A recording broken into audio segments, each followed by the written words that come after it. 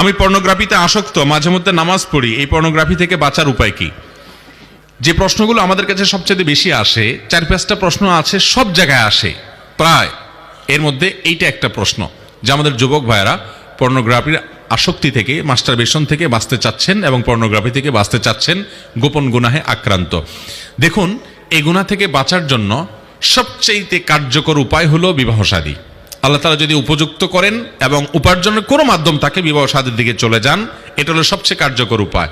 উপার্জন নাই, উপার্জন শুরু করে দেন, কামা রোজগার শুরু করে দেন, কোনো কাজকে ছোট মনে করবেন না, যে কোনো হালাল উপার্জন শুরু করবেন।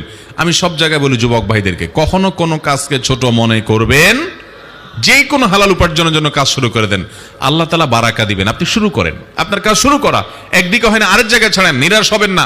10 জায়গায় মাইর খাইছেন, 11তম জায়গায় শুরু করেন, ইমানদার নিরাশ হবে না, আরো সাবধান হন, আরো সতর্ক হন, শুরু করেন। অতএব আমরা কাজ করব, বেকার থাকবো না। বেকার বসে বসে শুধু বলবেন হুজুর বাবা মাকে বুঝান, একটু ওয়াজ করেন যাতে তাড়াতাড়ি বিয়ে দিয়ে দেয়, এটা কেমন কথা ভাই? বাবা মারে তো আমি বলবোই, কিন্তু আপনারটা আপনি করেন, উপার্জন শুরু করেন। আর বাবা মাকেও বলি যে সন্তানদেরকে তাড়াতাড়ি বিয়ে দেন, কারণ নানামুখী ফিতনায় তারা আক্রান্ত। সিনিয়র যারা আছেন, বয়স্ক মুরব্বী যারা আছেন, 50-60 বছর বয়স, আপনারা জানেন না দুনিয়া কোথায়, আপনারা জানেন না আপনার ছেলে মেয়েদের সামনে কত ফিতনা। আপনাদের আমলে ফেসবুক ইউটিউব এত ছিল না।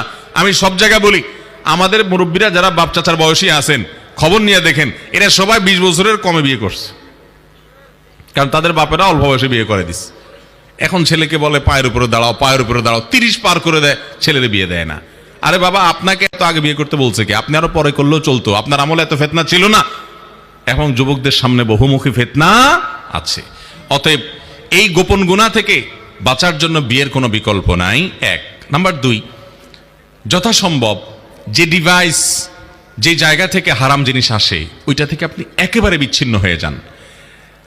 আপনি কথার কথা স্মার্টফোনের কারণে এই ডিভাইসে, এই অপরাধে আপনি আসক্ত, আপনি স্মার্টফোনটা 6 মাসের জন্য ত্যাগ করেন।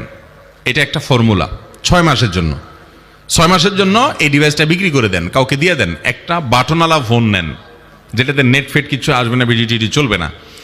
আপনি এভাবে যদি 6 মাস নিজেকে নিয়ন্ত্রণ করতে পারবেন, ইনশাআল্লাহ এই অভ্যাস আপনার দূর হয়ে যাবে একসাথে। 6 মাসে একটা কোর্স নেন, একটু হিম্মত তো করতে হবে।